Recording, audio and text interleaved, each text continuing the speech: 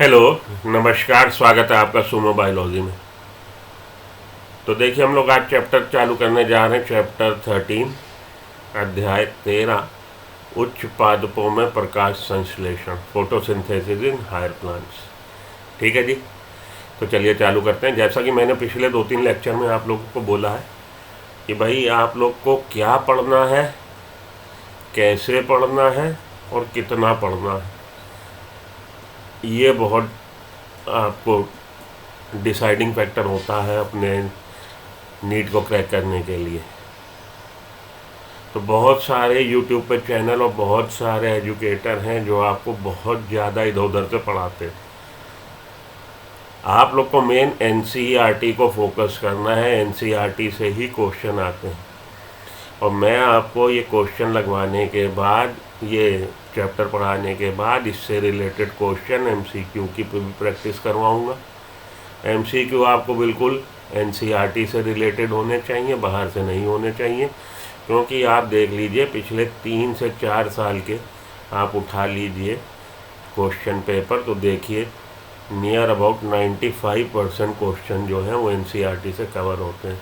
अब 90 में से आपको 85 क्वेश्चन एनसीईआरटी से मिल रहे हैं, 85-86, 3 या 4 क्वेश्चन बाहर से आ सकते हैं।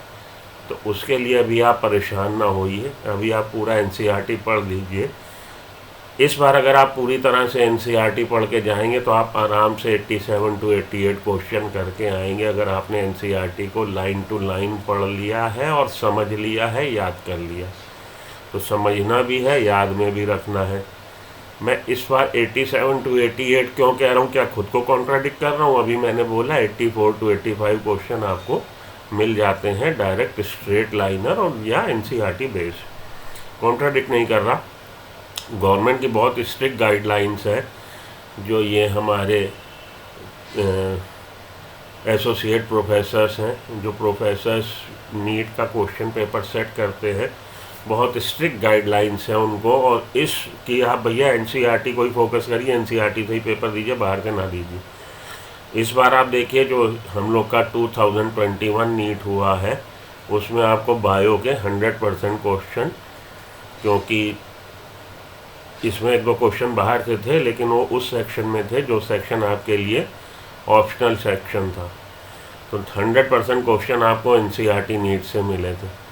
इस बार भी आपको near about 98-99% means 85 to 87 question आपको एनसीईआरटी से मिल जाएंगे। तो एनसीईआरटी को हम लोग पढ़ते हैं और उसी के हिसाब से अपनी प्रिपरेशन रखते हैं। ठीक है, चलिए चालू करें। उच्च पादपों में प्रकाश संश्लेषण।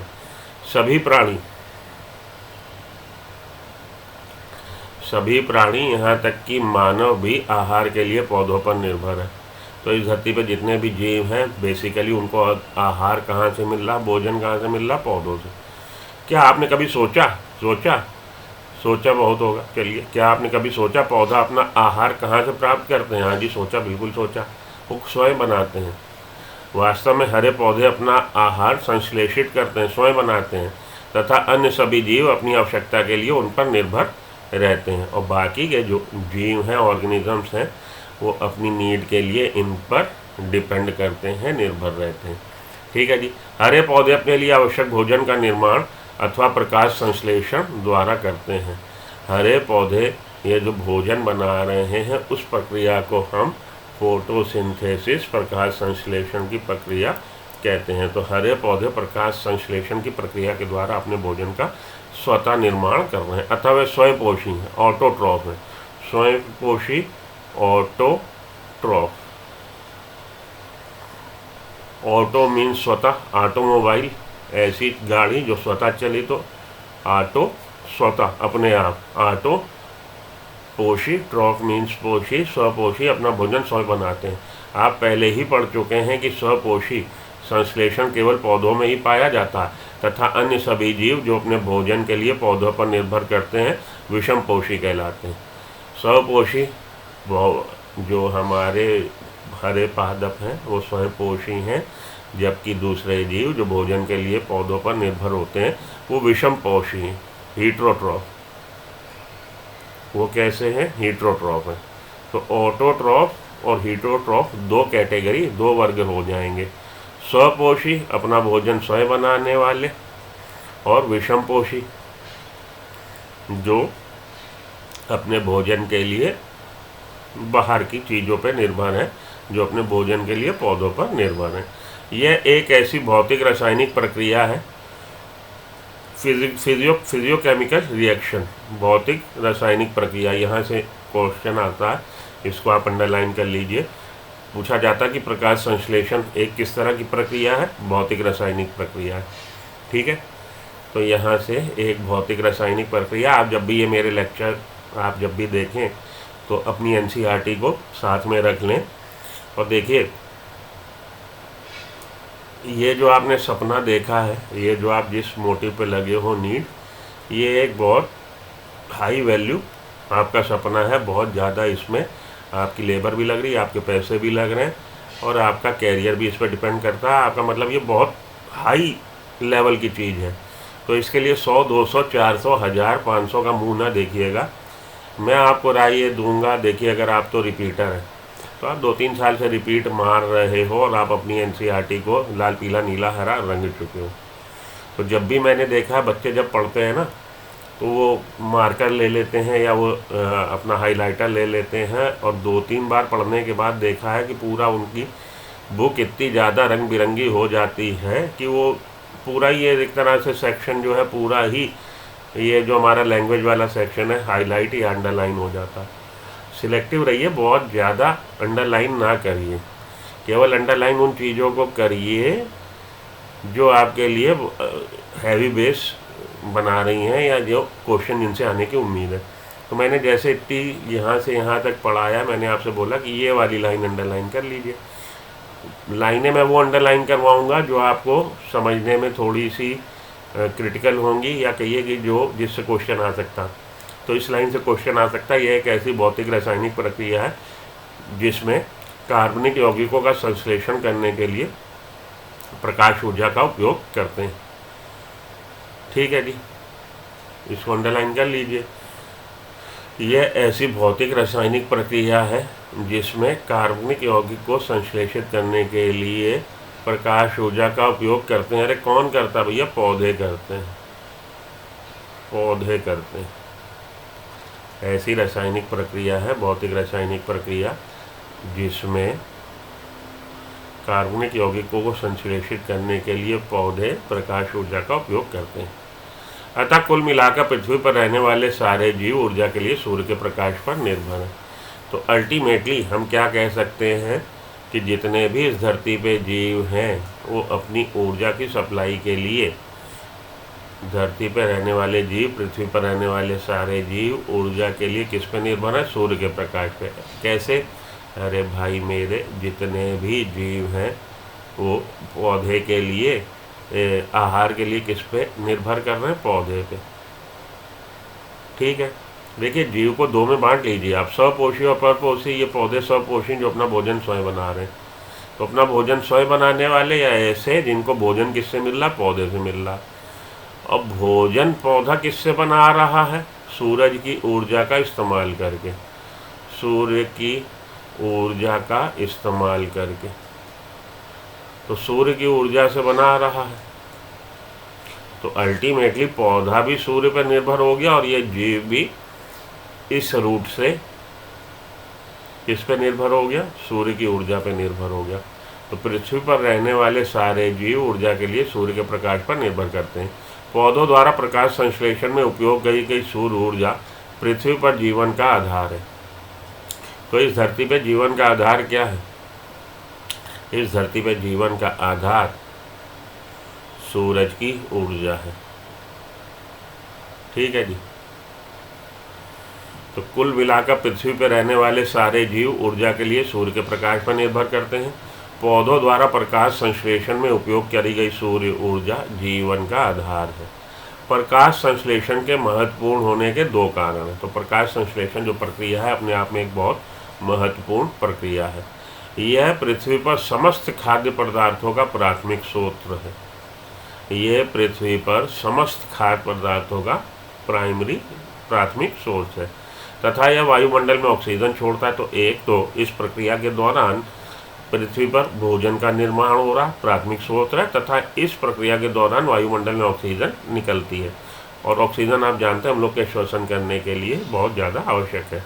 यह वायुमंडल में ऑक्सीजन छोड़ता है। क्या आपने कभी सोचा कि यदि सांस लेने में ऑक्सीजन ना हो तो क्या होगा? तो भैया हम सर्वाइव नहीं करेंगे। ऐसे ऑर्गेनिज्म जिनको ऑक्सीजन चाहिए, सांस लेने के लिए ऑक्सीजन चाहिए, क्या होगा? हम लोग सर्वाइव नहीं करेंगे। इस अध्याय में प्रकाश संश्लेषी तथा विभिन्न प्रक्रियाओं के विषय में बताया जाएगा। इस अध्याय में प्रकाश संश्लेषी मशीनरी तथा विभिन्न प्रक्रियाओं के विषय में कि प्रकाश संश्लेषण में कौन से कंपोनेंट, कौन से घटक पौधे के पार्टिसिपेट कर रहे हैं और तथा उनमें किस प्रतिक्रिया के दौरान, किस प्रतिक्रिया से ये कार्यक्रम हो रहा है, जो प्रकाश ऊर्जा को रासायनिक ऊर्जा में रूपांतरित करता है। ठीक है जी। तो अभी तक जो पढ़ा उसमें आपका एक केवल क्वेश्चन यहाँ से बन रहा है। एक तो ये सब बातें बेसिक बातें हैं कि सारे के सारे जितने भी जीव हैं वो अल्टीमेटली भोजन के लिए किस पे निर्भर कर रहे हैं? हरे पौधे पे। और हरा पौधा किस पे निर्भर करता है? सूरज पे। तो अल्टीमेटली सारे जीवों के जीवन चरित्र चलने के लिए, जीवन साइकिल चलने के लिए सारे जीव किस पे निर्भर है? पौधे की, सूर्य की ऊर्जा पे। ठीक, ये एक ऐसी रासायनिक प्रक्रिया है। ये वाली जो लाइनें हैं कि ये पूछा जाता है प्रकाश संश्लेषण किस तरह का रिएक्शन है, किस तरह की प्रक्रिया है, तो फिजियोकेमिकल रिएक्शन या भौतिक रासायनिक प्रक्रिया, ये बात इम्पोर्टेंट है। चलिए आगे चलते हैं। हम क्या जानते हैं? तो इस प्रकाश संश्लेषण उच्च पादपों में, इसमें हमारा पहला टॉपिक, हम क्या जानते हैं? जानते हैं? हाँ बिल्कुल जानते हैं। हम क्या जानते हैं? आइए पहले ये पता करें कि हम प्रकाश संश्लेषण के विषय में क्या जानते हैं। तो नया अध्याय चालू करने से पहले, नई बातें जानने से पहले हम ये जानें कि आज तक हम क्या जानते हैं। इस क्लास में जब आप एंटर हुए हो तो आप क्या जानते हो? पिछली कक्षाओं में आपने कुछ सरल प्रयोग किए होंगे, अगर किए होंगे तो किए होंगे, नहीं किए होंगे तो नहीं किए होंगे। चलिए कोई बात नहीं, जो भी किया अच्छा किया। जिनसे पता लगा होगा कि क्लोरोफिल प्रकाश तथा कार्बन डाइऑक्साइड प्रकाश संश्लेषण के लिए आवश्यक है। तो अभी तक जो आपके पास जानकारी है, आप जानते हैं कि chlorophyll, carbon dioxide and sunlight, chlorophyll, carbon dioxide and sunlight is essential, are essential for the process photosynthesis, जिससे आपको पता लगा होगा कि क्लोरोफिल प्रकाश तथा कार्बन डाइऑक्साइड प्रकाश संश्लेषण के लिए आवश्यक है। आपने शायद वेरीगेट पत्तियों अथवा उन पत्ती जिनमें आंशिक रूप से काले रंग कागज से ढक दिया होगा प्रकाश में रखा हो, जिससे स्टार्च बनाने का प्रयोग किया होगा। अच्छा जी, आपने शायद शबलित पत्ती या वेरीगेट पत्ती उसको बोलते हैं जो चितकबरी हो। चितकबरी मीन्स मानिए ये है आपकी पत्ती, यहाँ लाल सा रंग, यहाँ पीला सा रंग, यहाँ हरा सा रंग, यहाँ पे भूरे सा रंग, तो वो अलग अलग मतलब कलर एक ही पत्ती में, चितकबरा। तो ये वेरीगेट लीफ तथा उस पत्ती में आपने जिसमें आंशिक रूप से काले कागज से ढक दिया हो, यह पत्ती मानिए एक ही कलर की है, अलग अलग कलर की नहीं है, चितकबरी नहीं है, लेकिन आपने कुछ भाग काले कागज से ढक दिया, ये वाला भाग काले कागज से कवर कर दिया। ठीक है जी। अब क्या आपने टेस्ट किया कि भैया इसको आपने सनलाइट में रखा, वातावरण में, खुले वातावरण में, और कुछ समय बाद ये देखा कि स्टार्च आपको कहाँ पे उपस्थित मिल रहा, स्टार्च की प्रेजेंस कहाँ मिल रही है। तो आप देखेंगे कि वो पत्ती का वो भाग जो हरा रंग से है जहाँ पे, या आपने अगर कवर कर रखा है तो जो एक्सपोज थी, जो सूरज की रोशनी के संपर्क में आई, वहाँ पे आपको स्टार्च मिल जाएगा, और जो सूरज की रोशनी के संपर्क में नहीं आई वहाँ पे स्टार्च की प्रेजेंस नहीं मिलेगी। तो इससे ये बात साबित होती है कि सूरज की रोशनी भी चाहिए, हरा रंग क्लोरोफिल भी चाहिए, हरा वर्णक क्लोरोफिल भी चाहिए, और CO2 तो चाहिए ही चाहिए जो कि वातावरण में है। तो प्रकाश की रोशनी और हरा रंग के बारे में ये वाला आपका एक्सपेरिमेंट साबित करता है कि प्रकाश की रोशनी और हरा रंग चाहिए, क्लोरोफिल की प्रेजेंस चाहिए। भाई हम लोगों ने बोला कि यहाँ इस क्लास में आने से पहले हम जानते हैं कि क्लोरोफिल चाहिए, प्रकाश चाहिए, कार्बन डाइऑक्साइड चाहिए। तो इस वाले एक्सपेरिमेंट से क्लोरोफिल की उपस्थिति और प्रकाश की उपस्थिति आवश्यक है फोटोसिंथेसिस की प्रक्रिया के लिए। इस वाले एक्सपेरिमेंट से वो बात साबित हो रही है। कैसे साबित हो रही है कि भैया ये देखिए, जो वेरीगेट लीव थी, अगर सूरज की रोशनी ही केवल सूरज की रोशनी और कार्बन डाइऑक्साइड की प्रेजेंस में बन जाता स्टार्च, तो भैया चितकबरी पत्ती में वहाँ पे भी आपको स्टार्च मिलता जहाँ पे हरा रंग नहीं है। लेकिन चितकबरी पत्ती में स्टार्च आपको वहाँ पे मिल रहा है जहाँ पे हरा रंग है और दूसरी जगह पे नहीं मिल रहा। इसका मतलब है ग्रीन वर्णक, हरे रंग का वर्णक क्लोरोफिल की उपस्थिति भी आवश्यक है। दूसरा, जब इसको कवर कर दिया आपने, हरी पत्ती है, मानिए आपने उसको आंशिक रूप से कवर कर दिया हरी पत्ती को, तो स्टार्च आपको केवल उन जगहों पे मिलेगा जो जगह सूरज की रोशनी के लिए एक्सपोज थी, और जिन जगहों पे सूरज की रोशनी नहीं पड़ पाई उस पर, क्योंकि आपने उस पर काला पेपर लगा दिया था, वहाँ पे स्टार्च नहीं बनेगा। ठीक है, तो इससे ये बात साबित हुई कि भैया क्या क्या चाहिए, सूरज की रोशनी और हरा वर्णक चाहिए। अब CO2 की प्रेजेंस के लिए क्या किया गया, तो चलिए प्रयोग किया गया, और स्टार्च के लिए इन पत्तियों के परीक्षण से ये बात प्रकट होती है कि प्रकाश संश्लेषण प्रक्रिया सूर्य के प्रकाश में पौधे के केवल हरे भाग में होती है। तो केवल हरे भाग में मंड की उपस्थिति मिली, जिससे ये बात साबित हो गई कि प्रकाश संश्लेषण की प्रक्रिया सूरज के प्रकाश में केवल हरे रंग में संपन्न होती है। अब हम लोग आते हैं अगले एक्सपेरिमेंट में। आपने एक अनुप्रयोग आधी पत्ती से किया होगा, तो एक और प्रयोग हाफ लीफ एक्सपेरिमेंट कहलाता है। Half leaf experiment, Moll's half leaf experiment, Moll scientist का नाम है जिन्होंने इसको किया। आपने एक अनुप्रयोग आधी पत्ती से किया होगा, जिसमें एक पत्ती का आंशिक भाग परक नली के अंदर रखा होगा और इसमें KOH से भीगी हुई रुई रख दी। तो आपने क्या किया भैया, आपने कुछ नहीं किया यार, क्या किया, ये पत्ती ली और इस पत्ती को आपने एक मर्तबान के अंदर, आधी पत्ती बाहर और आधी पत्ती अंदर, इस तरह से आपने सेट कर दिया पौधे को। ठीक है जी, तो पौधे को हरी पत्ती और हरी पत्ती में आधी पत्ती मर्तबान के अंदर और आधी पत्ती मर्तबान के बाहर। मर्तबान के अंदर आपने क्या किया, आपने KOH से भीगी रुई रख दी। तो KOH क्या करता है, CO2 को एब्जॉर्ब कर लेता है। तो अंदर के वातावरण में CO2 उसके संपर्क में नहीं है। हाँ, सनलाइट है, सनलाइट पड़ रही है, ये मर्तबान शीशे का बना है, सनलाइट उस पर पड़ रही है, हरी पत्ती भी है, तो सनलाइट भी है उस पर पड़ रही है और हरी पत्ती भी है, ग्रीन वर्णक क्लोरोफिल भी है, बस CO2 नहीं है। तो जब बाद में आप इसको चेक करेंगे पत्ती को कि स्टार्च कहाँ कहाँ मिला, तो बाहर वाला हिस्सा जो वातावरण के संपर्क में था, मतलब CO2 उपस्थित थी जिसके वातावरण में, वहाँ पे आपको मंड स्टार्च की प्रेजेंस मिलेगी, और जो भाग पत्ती का मर्तबान के अंदर था उस भाग में आपको, फिर से देख लीजिए, मान लीजिए कि ये पौधा यहाँ पे गमला और गमले में पौधा,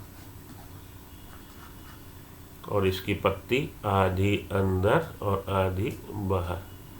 तो अंदर जो पत्ती थी, जो KOH से भीगी रुई यहाँ रख दी, ये पत्ती जो अंदर है जिसपे सूरज की रोशनी तो पड़ रही है, हरा रंग भी है, लेकिन CO2 नहीं है, क्योंकि CO2 एब्जॉर्ब कर ली KOH ने, तो इसमें मंड नहीं बनेगा।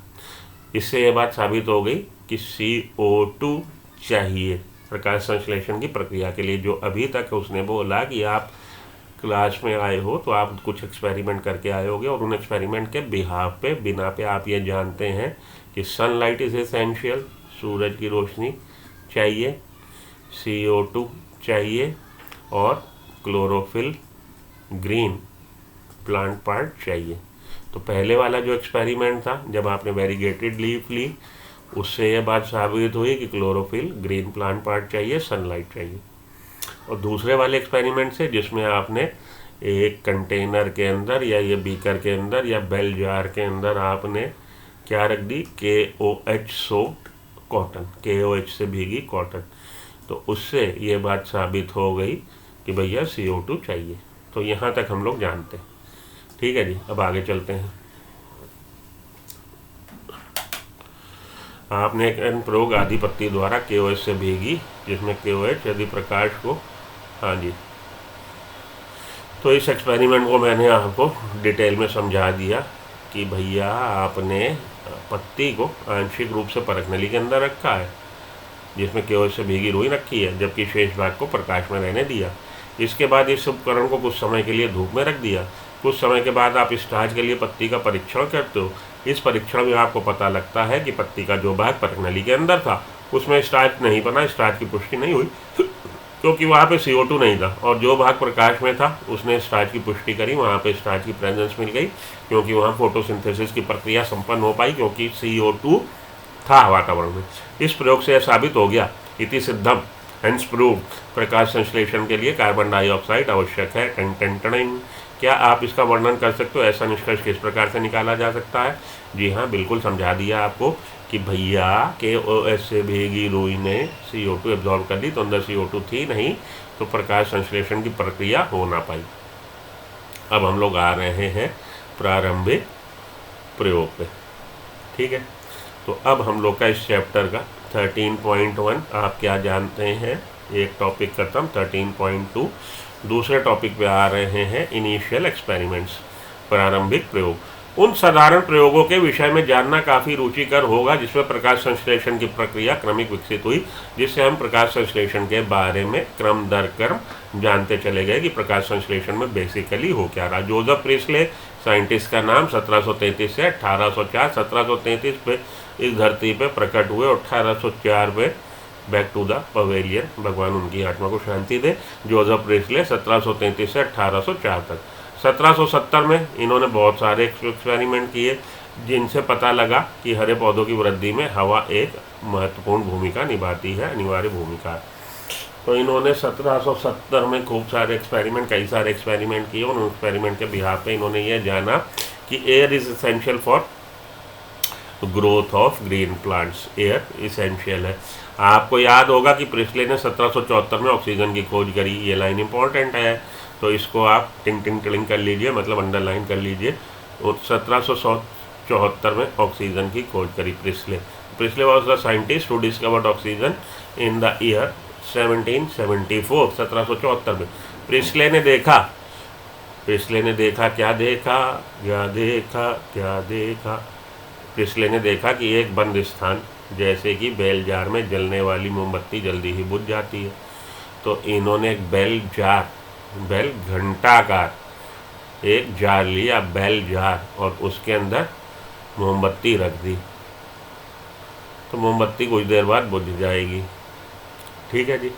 प्रिस्ले ने एक्सपेरिमेंट किया, बेल जार में एक जलती हुई मोमबत्ती रखी, मोमबत्ती बुझ गई। प्रिस्ले ने देखा कि एक बंद स्थान, जो स्थान वातावरण के संपर्क में नहीं है, एयर वहाँ पे, मतलब क्लोज्ड स्पेस, जैसे कि बेल जार में जलने वाली मोमबत्ती जल्दी ही बुझ जाती। इसी प्रकार से किसी चूहे का सीमित स्थान में जल्दी दम घुट जाता।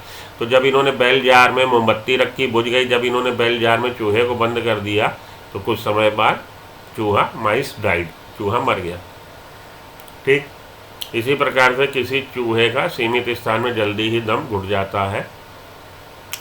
इन अवलोकनों के आधार पर उन्होंने यह निष्कर्ष निकाला कि चाहे जलती मोमबत्ती हो अथवा कोई प्राणी जो वायु से सांस लेते हैं, वो हवा को क्षति पहुंचाते हैं। तो इन्होंने ये निष्कर्ष निकाला कि जलती हुई मोमबत्ती हवा को कुछ नुकसान पहुंचा रहे हैं, क्षति कर रहे हैं।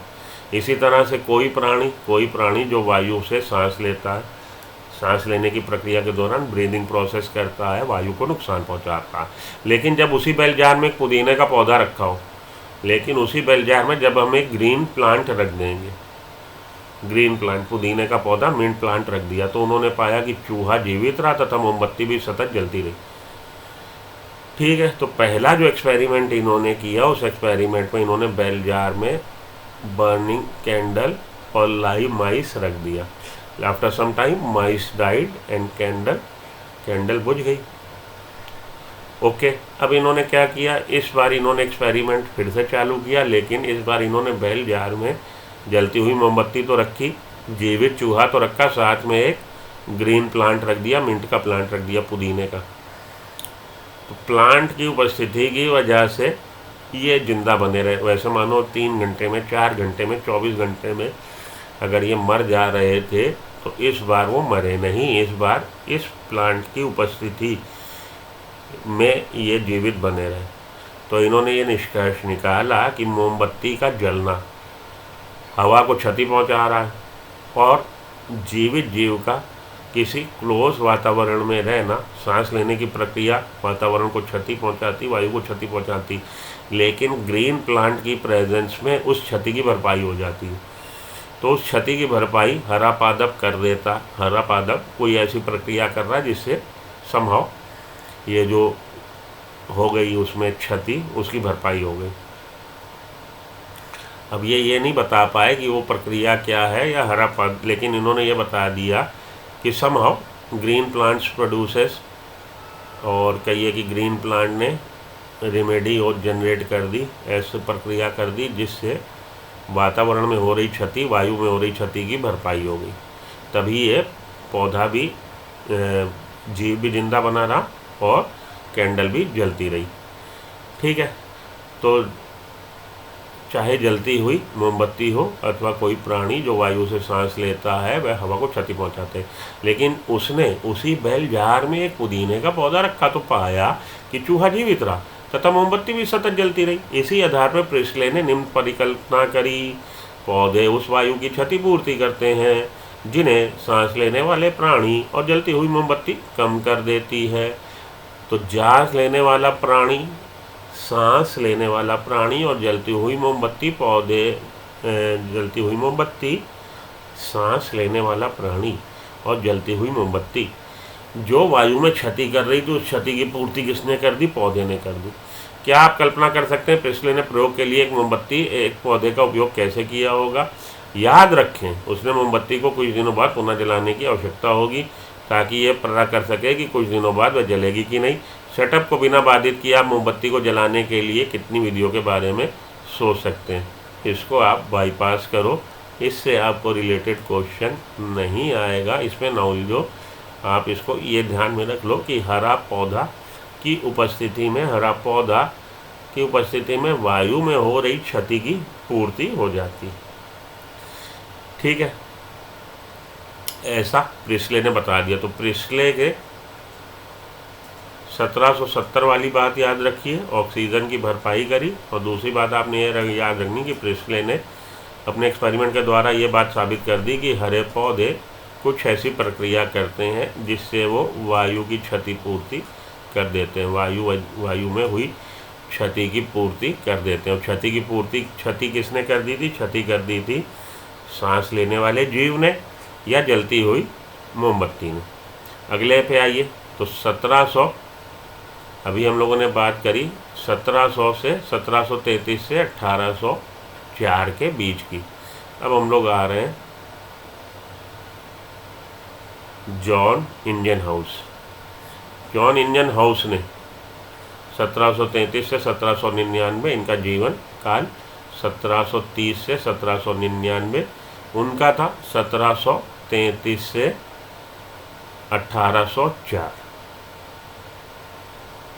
ठीक है, 1733 से 1804, ये है 1730 से 1799। प्रिस्ले द्वारा निर्मित जैसे सेटअप का उपयोग किया, इन्होंने भी ऑलमोस्ट प्रिस्ले जैसा सेटअप का इस्तेमाल किया। प्रिस्ले ने जो सेटअप बेल जार लिया था, जलती हुई मोमबत्ती ली, जला दी और एक जीव लिया, और उसने इसको एक बार अंधेरे में और एक बार सूरज की रोशनी में रखा। इन्होंने क्या किया? इन्होंने लगभग उसी तरह का एक्सपेरिमेंट, उसी तरह का सेटअप इस्तेमाल किया, और एक बार अंधेरे में, डार्क में, और एक बार सनलाइट में उस सेटअप को रखा। किन्होंने? जॉन इंजनहाउस ने।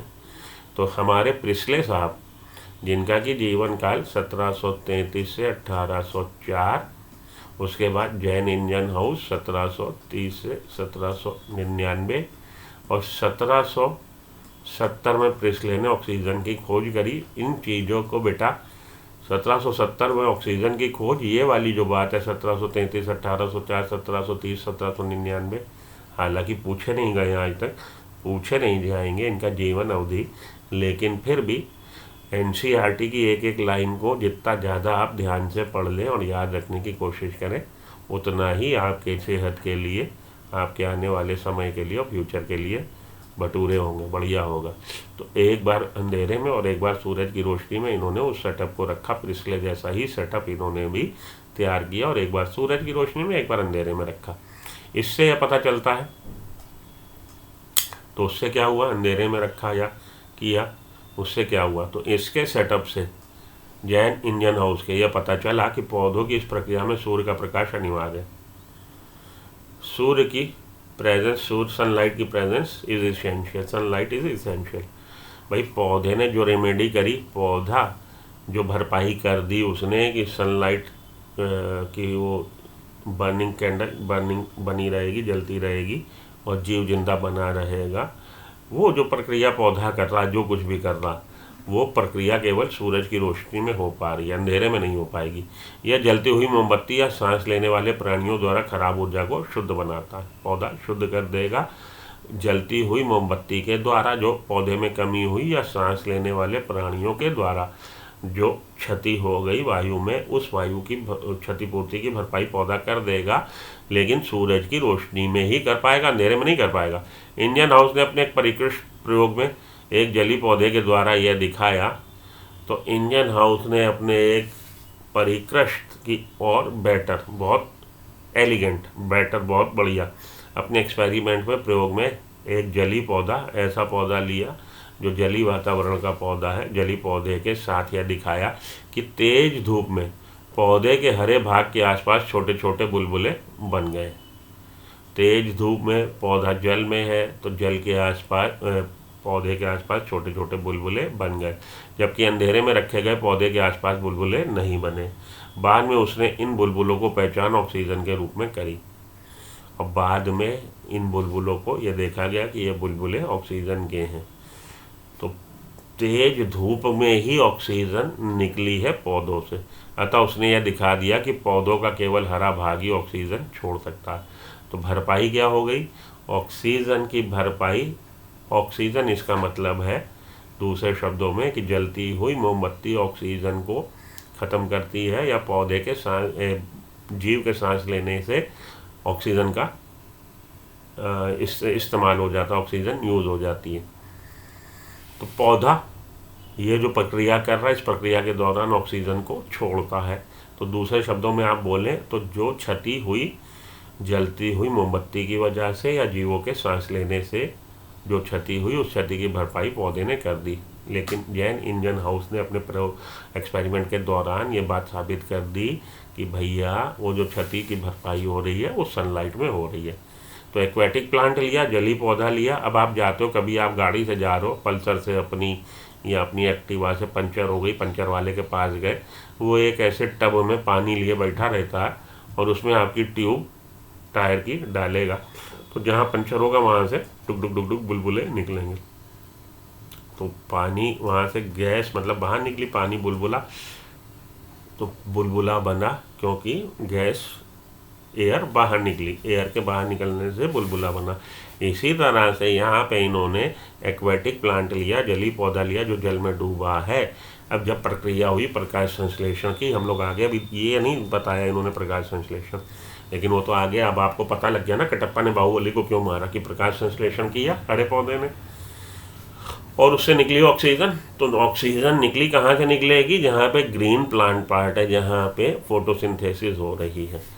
तो पौधे में हरे भाग के आसपास, देखिए फिर से पढ़ लीजिए, इंडियन हाउस ने अपने परिष्कृत प्रयोग में एक जली पौधे के साथ यह दिखाया कि तेज पौधे में तेज धूप में पौधे के हरे भाग के आसपास छोटे छोटे बुलबुले बन गए। हरे भाग के आसपास छोटे छोटे बुलबुले बन गए थे, जबकि अंधेरे में रखे गए पौधे के आसपास बुलबुले नहीं बने। तो एक्सपेरिमेंट में इन्होंने जो सेटअप बनाया, एक को इन्होंने लाइट में रखा और एक को इन्होंने डार्क में रखा। लाइट में रखे गए में आप देखेंगे बुलबुले बने, डार्क में रखे गए में बुलबुले नहीं बने। बाकी की परिस्थितियाँ सेम थी, केवल वहाँ पे लाइट की प्रेजेंस एक्स्ट्रा थी। बाद में उसने इन बुलबुलों की पहचान ऑक्सीजन के रूप में की। अतः यह दिखा दिया गया कि पौधे का हरा भाग ही ऑक्सीजन छोड़ सकता है। और छोड़ो, तो हमारा अब आ गया जैन इंडियन हाउस का भी नाम। तो प्रिस्ले ने क्या साबित किया था? प्रिस्ले ने साबित किया था कि जीवों के सांस लेने से या कैंडल के जलाने से क्षति हो जाती है वायु में, लेकिन पौधे कुछ ऐसी प्रक्रिया करते हैं कि उस क्षति की पूर्ति हो जाती है। प्रिस्ले ने साबित किया। जैन इंडियन हाउस ने साबित तो किया कि हाँ ठीक है, ये सब बातें ठीक है, लेकिन जो क्षति की पूर्ति हो रही है वो केवल लाइट की उपस्थिति में हो रही है। ये दोनों की बात का फर्क इसने, प्रिस्ले ने जो भी बताया, जैन इंडियन हाउस ने वो माना, साबित किया कि हाँ ये सारी बातें ठीक हैं कि जीवों की प्रेजेंस की वजह से और कैंडल के जीवों की उपस्थिति की वजह से और मोमबत्ती के जलने से क्षति हो रही है। ठीक है जी। और क्षतिपूर्ति कौन कर देता है? क्षतिपूर्ति कर देता है पौधा। यहाँ तक बातें किन्होंने बता दी थी? हमारे पहले वाले प्रिस्ले भाई साहब ने। और जैन इंडियन हाउस ने बता दिया कि all this facts are true. ठीक है, सारी बातें ठीक है, बट दिस क्षतिपूर्ति can be done only in sunlight. Sunlight is essential for this. Sunlight की उपस्थिति में होगी। ठीक, आगे चलते हैं। 1854 से पहले तक इसकी जानकारी नहीं थी, किंतु जूलियस वॉन सैक्स ने यह प्रमाण दिया कि जब पौधा वृद्धि करता है तब ग्लूकोज बनती है। तो 1854 से पहले हम लोग नहीं जानते थे। क्या नहीं जानते थे? कि जब पौधा वृद्धि करता है तब ग्लूकोज बनती है, कि पौधा जब ग्रो करता है ग्लूकोज का निर्माण होता है। ग्लूकोज प्राय स्टार्च के रूप में संचित होता है। तो 1854 के बाद बेसिकली जूलियस वॉन सैक ने यह बात बताई 1854 में कि जब whenever plant grows, plant generates और सिंथेसाइज ग्लूकोज, प्लांट ग्लूकोज बनाता है। तो in the process of its development और in the process of growth plant produces glucose, glucose बनाता है। तो 1854 से पहले तक इसकी जानकारी नहीं थी, किंतु जूलियस वॉन सैक ने यह प्रमाण दिया कि जब पौधा वृद्धि करता है तब ग्लूकोज बनती है। ग्लूकोज प्राय स्टार्च के रूप में संचित होता है और पौधों में ग्लूकोज का संचयन स्टार्च के रूप में होता है। तो ग्लूकोज आपकी मोनोसैकेराइड है और स्टार्च आपका पॉलीसैकेराइड है। पॉलीमर है किसका? अल्फा ग्लूकोज का। Starch is a polymer of alpha glucose. तो ग्लूकोज बनी और ग्लूकोज स्टार्च के रूप में संचित हो गई। उसके बाद के अध्ययनों से बात पता लगती है कि पौधे का हरा पदार्थ जिसे क्लोरोफिल कहते हैं, उसके बाद के अध्ययनों से पता लगा कि पौधे का हरा भाग जिसे क्लोरोफिल कहते हैं पौधों की कोशिकाओं में विशिष्ट भाग में होता है। तो उसके बाद के एक्सपेरिमेंट में यह बात पता लगी कि भाई पौधों में हरा तत्व मिल रहा है, क्लोरोफिल मिल रहा है, और क्लोरोफिल पौधे में विशिष्ट भाग में विशिष्ट रचना क्लोरोप्लास्ट में होता है। ठीक है भैया। 1854 में एक्सपेरिमेंट में जूलियस वॉन सैक ने प्रमाणित दे दिया कि जब पौधा वृद्धि करता है ग्लूकोज बनाता है, और ग्लूकोज जो एक्सेसिव ग्लूकोज है, जो ग्लूकोज बन रही है पौधे में, वो स्टार्च के रूप में स्टोर हो गई, संचित हो गई। और बाद के एक्सपेरिमेंट में यह बात पता लगी कि पौधे का हरा पदार्थ, पौधे में ग्रीन वर्णक, ग्रीन पिगमेंट, हरा पदार्थ मिल रहा है जिसे क्लोरोफिल कहते हैं। और क्लोरोफिल कहाँ है पौधे में? क्लोरोप्लास्ट में। उसने बताया, उसने किसने? जूलियस वॉन सैक ने। उसने बताया कि पौधे के हरे भाग में ग्लूकोज बनता है तथा ग्लूकोज प्राय स्टार्च के रूप में संचित होता है। कि पौधों में ग्लूकोज जो बन रहा है वृद्धि के दौरान कहाँ बन रहा है? हरे भाग में बन रहा है ग्लूकोज। और उसका संचयन, स्टोरेज कैसे हो रहा? Storage in the form of starch हो रहा। तो 1854 याद रखिएगा। ठीक है जी। तो 1770 आपने याद रखा, किन के लिए? हमारे प्रिस्ले के लिए। 1770।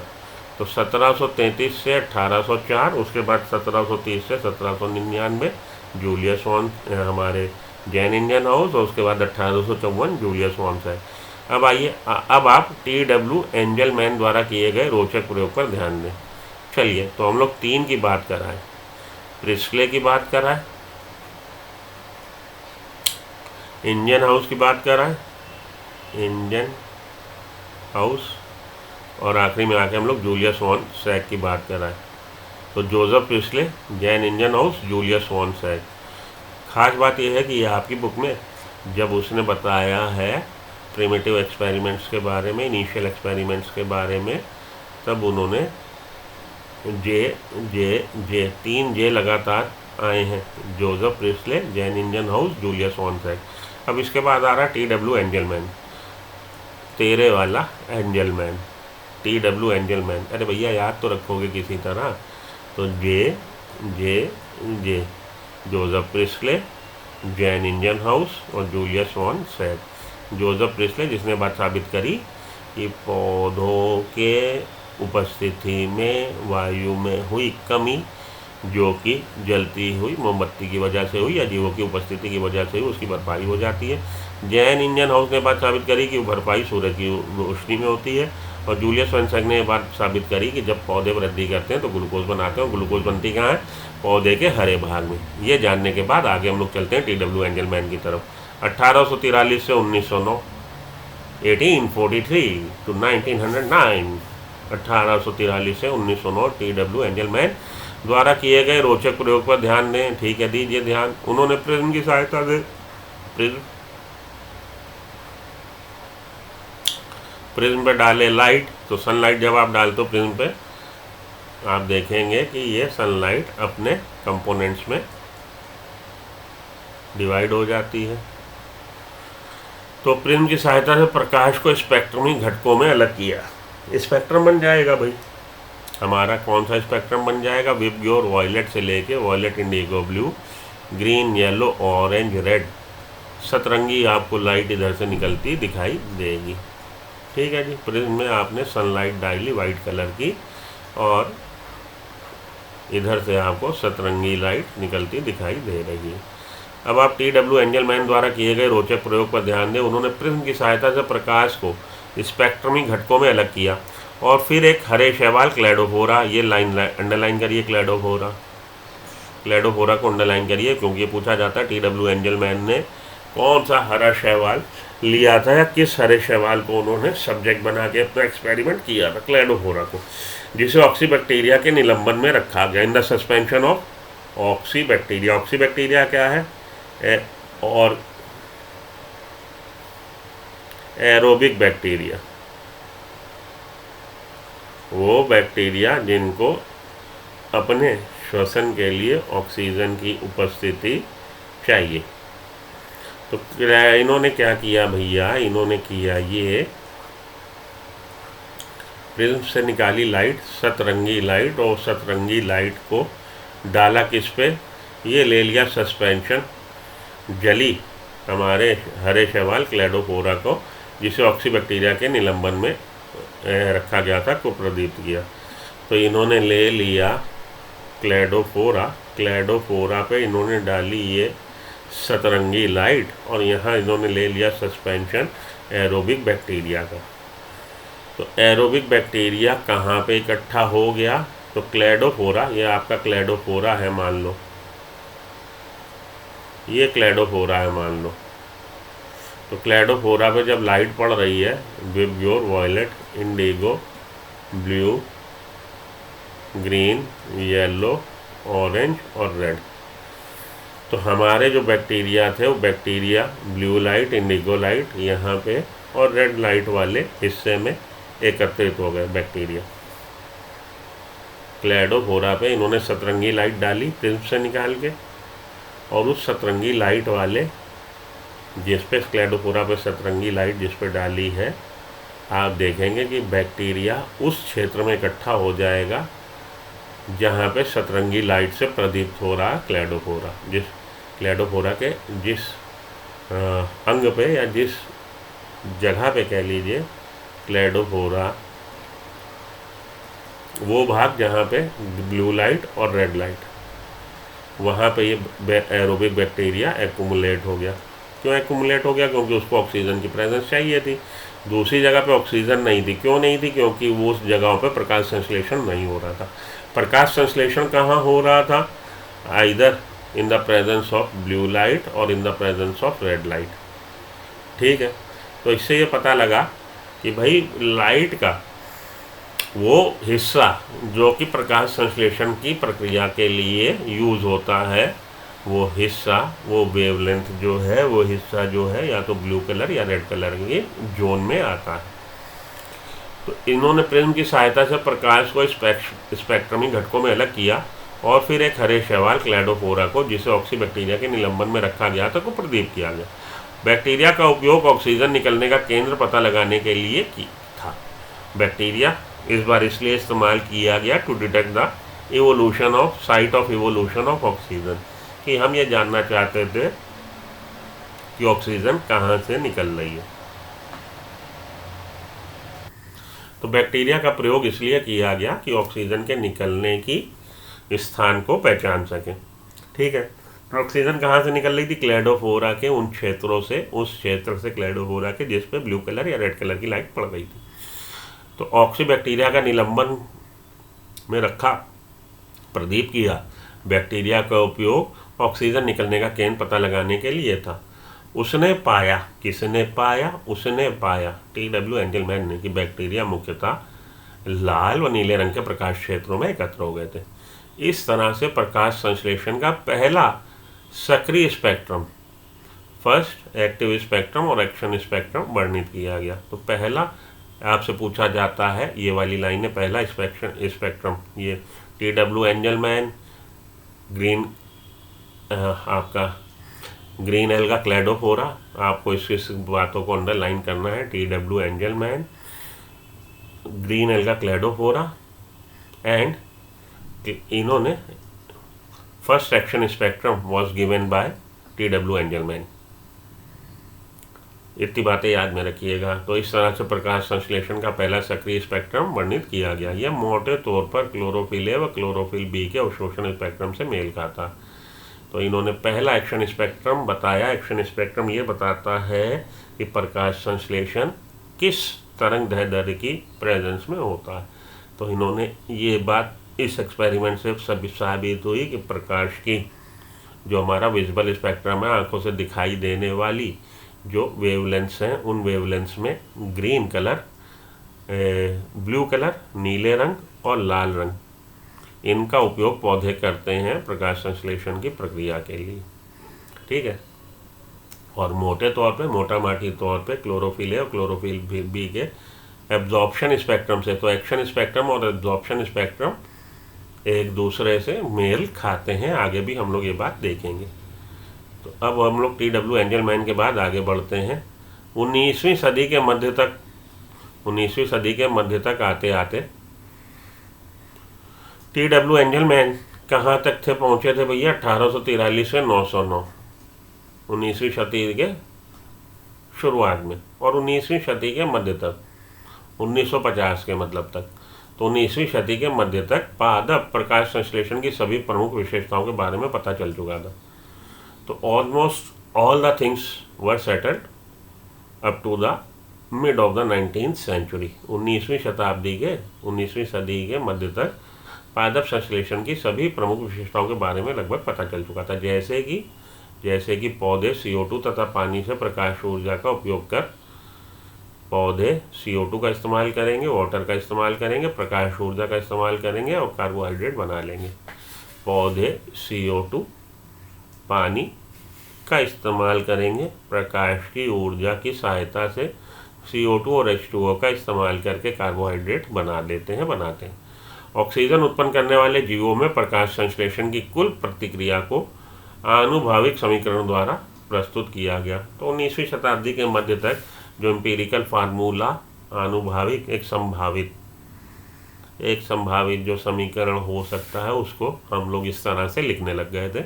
इतनी बात हम लोग को पता चल चुकी थी कि CO2 का इस्तेमाल हो रहा, वाटर का इस्तेमाल हो रहा, प्रकाश का as a source of energy के स्रोत के रूप में प्रकाश का इस्तेमाल हो रहा। तो CO2 reacts with water and produces glucose, प्रकाश संश्लेषण की प्रक्रिया के दौरान बना रहा है, कार्बोहाइड्रेट बना रहा। तो CH2O एक ये भी आनुभाविक समीकरण है, एम्पिरिकल फार्मूला है, CH2O to the power n। CH2O ये एक आनुभाविक समीकरण है इसका पॉलीसैकेराइड का। तो CO2 plus H2O, CH2O, CO2 plus H2O, CH2O plus O2, CH2O plus O2। ये फार्मूला 19वीं CH2O प्लस O2, ये एक फार्मूला 19वीं शताब्दी के मध्य तक हम लोग प्रकाश संश्लेषण की प्रक्रिया को समझाने के लिए इस्तेमाल करने लगे थे। 19वीं शताब्दी के मध्य तक इस तरह से माना गया। ठीक है, कार्बन डाइऑक्साइड और पानी की उपस्थिति और प्रकाश की उपस्थिति as a source of energy, जहाँ पर CH2 एक कार्बोहाइड्रेट का प्रतिनिधित्व करता है। और ये जो CH2O लिखा गया it is the representation of a type of a polysaccharide, एक पॉलीसैकेराइड कार्बोहाइड्रेट के प्रतिनिधित्व के तौर पर CH2 को इस्तेमाल किया गया है। एक सूक्ष्मजीवी वैज्ञानिक, माइक्रोबायोलॉजिस्ट, सूक्ष्मजीवी वैज्ञानिक कॉर्नेलियस वॉन नील, तो Julius von Sachs, Joseph Priestley, Jan Ingenhousz, Julius von Sachs, इन तीन के बाद तेरे वाला एंजलमैन। और हम लोगों ने किस किस को पढ़ा है? तेरे वाला एंजलमैन, जूलियस वॉन सैक, तेरे वाला एंजलमैन। ठीक है, हाँ। इसके बाद अब हमारा नाम आ रहा है कॉर्नेलियस वॉन नील का।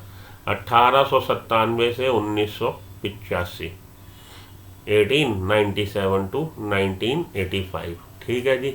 अब ये इन सब की लाइफ साइकिल, आप कहाँ से कहाँ तक, लाइफ स्पैन कह लीजिए, उनका जीवन काल।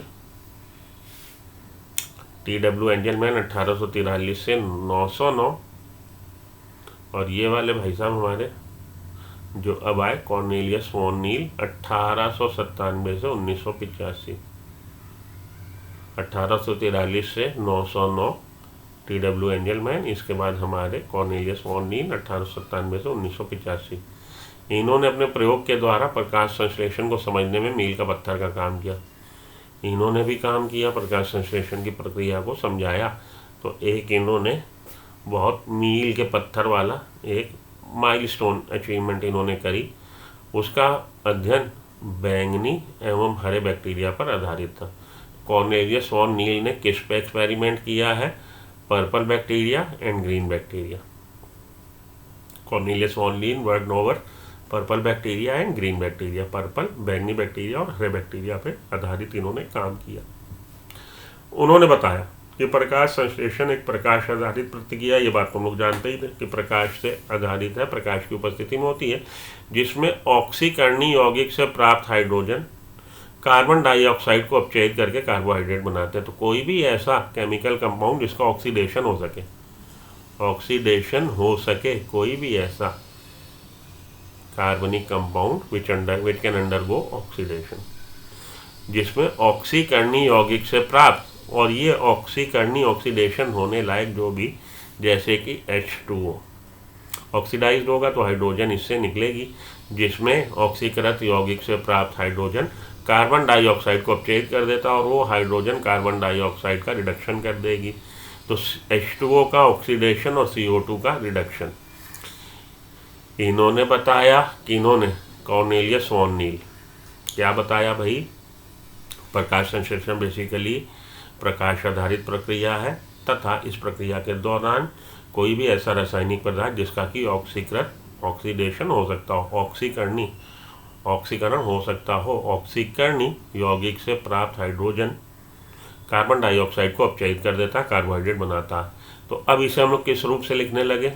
इसे निम्नलिखित रूप से व्यक्त किया जा सकता है। और अभी तक जो दे रहे थे समीकरण, वो दे रहे थे CO2 plus H2O plus H2O, CO2 plus H2O is equal to CH2O plus O2। अब क्या है अब जो दे रहे हैं CO2 प्लस 2H2A। यहाँ पे H2O लिखा था, यहाँ पे H2A लिखा था। कुछ भी ऐसा जिसका ऑक्सीडेशन हो सके, तो ये H2S भी हो सकता, ए की जगह आप O भी रख सकते हो, ऑक्सीजन भी हो सकता है यहाँ पे, सल्फर भी हो सकता है यहाँ पे। तो CO2 प्लस 2H2A। अभी तक क्या था? CO2 plus H2O, CH2O plus O2। अब हमने क्या लिखा? CO2 plus 2H2A। इनके एक्सपेरिमेंट के बाद जब इन्होंने बताया कि कोई भी ऐसा रासायनिक पदार्थ जिसका ऑक्सीडेशन हो सकता हो उससे और हाइड्रोजन निकला, और हाइड्रोजन ने क्या किया, कार्बन डाइऑक्साइड का रिडक्शन कर दिया।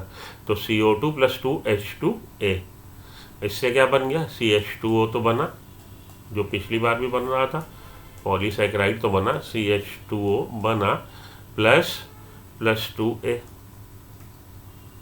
2A एंड प्लस H2O, ठीक है जी, प्लस H2O। ये इन्होंने एक्सपेरिमेंट का समीकरण दिया। तो CO2 + 2H2A, यहाँ पे मैंने CO2 इधर क्यों लिखा है भैया, एक ही तरह का समीकरण याद रखोगे आसान होगा ना, कि पहले में CO2 लिखना फिर H2O लिखना। अब हमने CO2 लिखना प्लस 2H2A लिखना, फिर हमने पहला जो प्रोडक्ट है उसको CH2, यही लिखो CH2O, ताकि आप लोग को याद रखने में आसानी हो। यहाँ बन रहा है CH2O + O2, यहाँ बन रहा है CH2A + O2, O था यहाँ पे, अब यहाँ पे A है, CO2 + 2H2A तो निकलेगा 2A, साथ में H2O भी बन जाएगा, ठीक है। तो हरे पौधों में हाइड्रोजन डाइऑक्साइड का डोनर जो है H2O, हाइड्रोजन का डोनर हरे पौधों में H2O है। हम लोगों ने बोला कोई भी ऐसा रासायनिक यौगिक जो कि जिसका ऑक्सीडेशन हो सके, या दूसरे शब्दों में जो हाइड्रोजन डोनर की तरह बिहेव कर सके। तो green plants, higher green plants जो हैं उनमें डोनर ये जो है H2O है। तो CO2 + 2H2O हो जाएगा, ठीक है। CO2 + 2H2O हो गया आपका CH2O + O2 + H2O, ये हो जाएगा। हरे पौधों में H2O हाइड्रोजन देता है और ऑक्सीकृत होकर ऑक्सीजन देता है। हाइड्रोजन दाना डोनर है, H2O हाइड्रोजन डोनर है, और H2O का हो जाएगा ऑक्सीडेशन और O2 इवॉल्व होगी। कुछ जीव प्रकाश संश्लेषण के द्वारा O2 मुक्त नहीं करते। कुछ ऐसे ऑर्गेनिजम्स भी हैं जिनमें प्रकाश संश्लेषण तो हो रहा है, लेकिन क्योंकि वहाँ पे डोनर जो है हाइड्रोजन डोनर वो H2O नहीं है। अगर H2O नहीं होगा तो ऑक्सीजन इवॉल्व नहीं होगी। तो कुछ जीव हैं जिनमें प्रकाश संश्लेषण के दौरान ऑक्सीजन मुक्त नहीं होती, मुक्त नहीं करते। जब H2S हाइड्रोजन सल्फाइड, बैंगनी व हरे बैक्टीरिया, ऐसे बैक्टीरिया जो ग्रीन बैक्टीरिया और सल्फर बैक्टीरिया हैं, उनमें हाइड्रोजन डोनर क्या है, H2S है। तो ऑक्सीकरण उत्पाद जीवों के अनुसार तो H2A है, तो ऑक्सीजन नहीं निकलेगी। तो वहाँ पे ऑक्सीडेशन का जो उत्पाद है वो सल्फर हो सकता है या सल्फेट हो सकता है, लेकिन ऑक्सीजन नहीं होगी। भैया देखिए CO2 + H2O जो पहले वाला आपका है ये हो गया आपका, लेकिन दूसरे वाले में CO2 जो बाद में इन्होंने बोला + 2H2O, A, फिलहाल A लिखो आप, कोई भी ऐसा कार्बनिक यौगिक जिसका ऑक्सीडेशन हो सके। क्या हो जाएगा, CH2O तो बनेगी + 2A, अगर ये H2O है तो O2 हो जाएगा, अगर ये A की जगह O, 2H2O, तो यहाँ पे ऑक्सीजन निकलेगी, ठीक है, + H2O। ये कॉर्नेलियस वॉन नील ने हमारे बताया, ठीक है जी। हाँ बिल्कुल ठीक है। CO2 + H2O, CH2O + O2, CO2 + 2H2A, CH2O, polysaccharide, oxygen निकली। और अगर ये S है यहाँ पे, A तो सिंबल है ना, वो हाइड्रोजन सल्फाइड भी हो सकता है, H2O भी हो सकता है। अगर तो H2O है तो ऑक्सीजन निकल रही है, अगर सल्फर है तो सल्फर या सल्फेट, डिपेंड करता है कि कौन सा माइक्रो ऑर्गेनिज्म इसमें पार्टिसिपेट कर रहा है। और ऑक्सीजन ऑक्सीडेशन किसका हो रहा है, या हाइड्रोजन डोनर कौन है। हायर प्लांट्स में और साइनोबैक्टीरिया में हाइड्रोजन डोनर के तौर पे यूज़ किया जाता है H2O। तो H2O ऑक्सीडाइज होती है, ऑक्सीजन निकलती है, ये ऑक्सीजन निकलेगी। लेकिन हमारे सल्फर बैक्टीरिया और ग्रीन बैक्टीरिया में हाइड्रोजन सल्फाइड का इस्तेमाल हो सकता है, होता है। तो वहाँ पे हम देखेंगे कि ऑक्सीजन नहीं निकल रही, क्या निकल रहा, इधर सल्फर और sulphate, depending upon micro organism, ठीक है। तो ऑक्सीकरण उत्पाद जीवों के अनुसार सल्फर हो सकता है या सल्फेट होता, ना कि ऑक्सीजन। ऑक्सीजन नहीं होगा। इससे उन्होंने यह निष्कर्ष निकाला कि हरे पौधों में निकाली गई ऑक्सीजन H2O से आती है। तो हरे पौधों में जो ऑक्सीजन निकल रही है प्रकाश संश्लेषण की प्रक्रिया के दौरान, वो CO2 से नहीं निकल रही है, वो H2O से निकल रही है। ये बात इन्होंने, कॉर्नेलियस वॉलिन ने ये बात बताई। इससे उन्होंने यह निष्कर्ष निकाला कि हरे पौधों में निकाली गई ऑक्सीजन H2O से आती, ना कि कार्बन डाइऑक्साइड से। बाद में यह बात रेडियो आइसोटोपिक तकनीक के माध्यम से सही साबित हुई और बाद में एक्सपेरिमेंटली इस चीज़ को प्रूव कर दिया गया। जो चीज़ इन्होंने बताई एक्सपेरिमेंटली उसको प्रूव कर दिया गया। किन्होंने प्रूव किया था? रूबेन हासिड कामन ने। रूबेन हासिड और कामन ने इस चीज़ को रेडियो एक्टिव आइसोटोप की सहायता से बात साबित कर दी थी कि भाई ऑक्सीजन जो निकल रही है प्रकाश संश्लेषण की प्रक्रिया के दौरान, बेसिकली वो फोटोलिसिस ऑफ वाटर के फोटोलिसिस से निकल रही है, ना कि CO2 से निकल रही है। इसलिए सही समीकरण आज की तारीख में सारी बातें जानने के बाद 6CO2 + 12H2O, C6H12O6, 6H2O + 6O2, ये बिल्कुल वही है जो हम लोगों ने पीछे उसका लिखा, CO2 + 2H2O है। अब ये 6CO2, तो एक कार्बन डाइऑक्साइड पे 2 ये चाहिए, तो 12 H2O।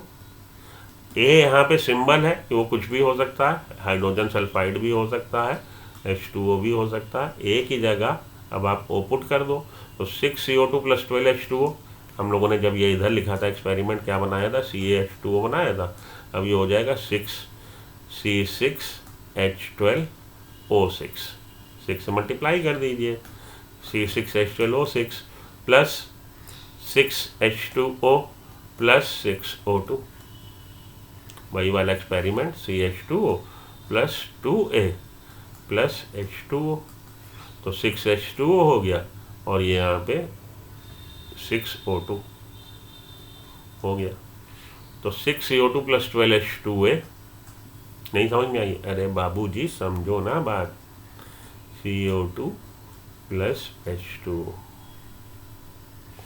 CO2 + H2O, CH2O, C इधर लगा दो, O2 + O2, जो पहले मान रहे थे कि CO2 से निकलती ऑक्सीजन, लेकिन नहीं, किससे निकल रही है ऑक्सीजन? CO2 + 2H2A। ये A सिंबल है कि ये कुछ भी हो सकता है, सल्फर हो सकता है, ऑक्सीजन हो सकता है। क्या बन गया? CH2O बन गया + 2A, इसका फोटोलिसिस हुआ, 2A + CH2O, 2A + H2O।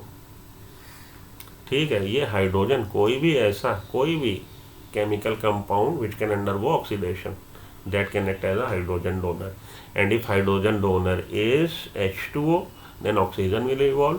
कोई भी ऐसा रासायनिक यौगिक जिसका कि ऑक्सीकृत हो सकता हो, ऑक्सीडेशन हो सकता हो। अगर हरे पादप कर रहे हैं तो वो वाटर का इस्तेमाल कर रहे हैं H2O का, और अगर ग्रीन बैक्टीरिया, सल्फर बैक्टीरिया, तो हाइड्रोजन सल्फाइड का भी इस्तेमाल कर सकते हैं। इसका फोटोलिसिस हो जाएगा, हाइड्रोजन डोनर की तरह काम करेगा, इसका होगा ऑक्सीडेशन और इसका होगा रिडक्शन। तो प्रकाश संश्लेषण की प्रक्रिया के दौरान रिडक्शन किसका हो रहा है? अपचयन CO2 का हो रहा है। लिख लो यहाँ पे अपने इधर, CO2 अंडरगोस रिडक्शन, इसका हो रहा है अपचयन, और उपचयन किसका हो रहा है? उपचयन हो रहा है H2O का, इसका हो रहा oxidation, CO2 undergo reduction and H2O undergo oxidation. इसीलिए कुल प्रकाश संश्लेषण को प्रस्तुत करने वाला सही समीकरण है कौन सा? 6CO2 + 12H2O, C6H12O6, 6H2O, 6O2। यहाँ पर C6H12O6 ग्लूकोज का प्रतिनिधित्व करता है। जल से निकलने वाली ऑक्सीजन को रेडियो एक्टिव आइसोटोप की तकनीक की सहायता से साबित किया जा चुका है। रूबेन हासिड कामन, इन्होंने, ये साइंटिस्ट के नाम है जिन्होंने इस चीज़ को एक्सपेरिमेंटली प्रूव किया था। तो एक छोटे से कोने में लिख लीजिए भैया, यहाँ पे H2O आप ऑक्सीजन 18 ले लीजिए, रेडियो एक्टिव आइसोटोप, तो यहाँ पे जो ऑक्सीजन निकली वो रेडियो एक्टिव निकलेगी। ये यहाँ पे आपने नॉर्मल CO2 जो है उसमें जो ऑक्सीजन है नॉर्मल है, तो ये जो O2 निकली, अगर ये रेडियो एक्टिव O2 वाले एटम से मतलब वो है, तो ये बात साबित हो गई ना कि बेसिकली ऑक्सीजन किससे निकल रही है, फोटोलिसिस ऑफ वाटर से निकल रही है। समझ में आ गई बात? समझ में आ गया। चलो आगे। जल से निकलने वाली ऑक्सीजन को रेडियो एक्टिव तकनीक की सहायता से साबित किया जा चुका है। यह एक एकल क्रिया नहीं है बल्कि बहुचरणीय प्रक्रम का वर्णन है। तो ये अपने आप में सिंगल स्टेप रिएक्शन नहीं है, एक ही स्टेप में नहीं होने वाला रिएक्शन है, बहुचरणीय कई चरणों में होने वाला रिएक्शन है, जिसे प्रकाश संश्लेषण कहते हैं। क्या आप यह वर्णन करेंगे कि उपरोक्त समीकरण में जल के 12 अणुओं का क्रियाधार के रूप में क्यों प्रयोग किया गया है? क्या आप यह वर्णन करेंगे कि उपरोक्त समीकरण में जल के 12 अणुओं का 12 अणु सबस्ट्रेट के रूप में क्यों इस्तेमाल हुए हैं? 12 अणु इसलिए इस्तेमाल हुए हैं क्योंकि हमें ग्लूकोज बनाने के लिए 18 ATP और 12 NADPH2 चाहिए। तो 12 NADPH2 तभी बनेंगे जब 12 आप H2O को ब्रेक करेंगे, फोटोलिसिस ऑफ वाटर करेंगे। NADH2 NAD+ से रिड्यूसिंग पावर NADH2 पहले बनानी है हमें, NADH2। तो अगर ये 12 मॉलिक्यूल नहीं होंगे, ग्लूकोज के एक मॉलिक्यूल के निर्माण के लिए 12 NADH2 चाहिए। तो ये 12 बन जाए इसके लिए हमें 12 H2O चाहिए। सीधी सी बात, इसलिए 12 का इस्तेमाल किया जाता है। ओके, चलिए आगे चलें। तो अब हम लोग आ रहे हैं प्रकाश संश्लेषण कहाँ संपन्न होता है। एक्सपेरिमेंट्स को पढ़ने के बाद प्रकाश संश्लेषण कहाँ संपन्न होता है। तो ठीक है, इस लेक्चर को 1 घंटे 6 मिनट का हो चुका है, मैं यहीं विराम देता हूँ। अगले लेक्चर में पहले इससे रिलेटेड कुछ क्वेश्चन 8-10 लगाते हैं, फिर हम लोग इस टॉपिक को पढ़ते हैं, प्रकाश संश्लेषण कहाँ संपन्न होता है। तो बने रहिए सुमो बायोलॉजी पे और मेरे ऐप को डाउनलोड कर लीजिए, सुमो बायोलॉजी। बहुत सारी जानकारी आपको मिलने वाली है। हम लोग का ये सफ़र बड़ा मज़ेदार रहने वाला है। तो मेरी जो अप्रोच है कि पिछले 3 से 4 साल के जो आपके क्वेश्चन पेपर आए हैं उनका डिस्कशन, जो इस साल क्वेश्चन पेपर में कहाँ से क्वेश्चन किस चैप्टर में कहाँ से आते हैं उस चीज़ को हाईलाइट करना, और इस साल अपकमिंग नीट में कौन से आपको क्वेश्चन आ सकते हैं उसका प्रेडिक्शन करना। तो बेजान दारू वाला बनना, उसका भी मुझे बहुत ज़्यादा शौक़ है। तो इन सारी बातों का लब्बो लुआब अगले लेक्चर में मेरे बायोलॉजी सुमो बायोलॉजी ऐप को डाउनलोड कर लीजिए, क्योंकि उस पर आपको DPP टेस्ट मटेरियल इतना मिल जाएगा कि आप पगला जाओगे, क्या पढ़ूँ क्या याद करूँ। लेकिन मैं आपको गाइड करता रहूँगा कि क्या पढ़ूँ, कैसे पढ़ूँ, कितना पढ़ूँ, कब पढ़ूँ, क्यों पढ़ूँ, क्या करूँ। तो सुमो बायोलॉजी ऐप को डाउनलोड कर लीजिए और बने रहिए मेरे साथ लाइव क्लासेस के लिए। अगर आप लाइव क्लासेस में इंटरेस्टेड हैं, लाइव क्लासेस भी मेरी चलती हैं, मुझे ट्रैक करिए इंस्टा पे या फेसबुक पे, मुझसे पूछ लीजिए, ऐप पे पूछ लीजिए लाइव क्लासेस की टाइमिंग और उसका लिंक या उसका लिंक पूछ लीजिए, ताकि आप लाइव क्लास में मेरे साथ बन सकें। तो मिलता हूँ ब्रेक के बाद। Till then good luck, good bye, have a nice day, thank you.